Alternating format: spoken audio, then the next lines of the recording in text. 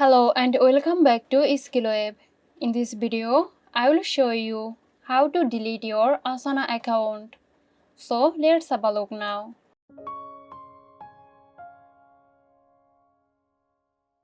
Log into your Asana account on the web.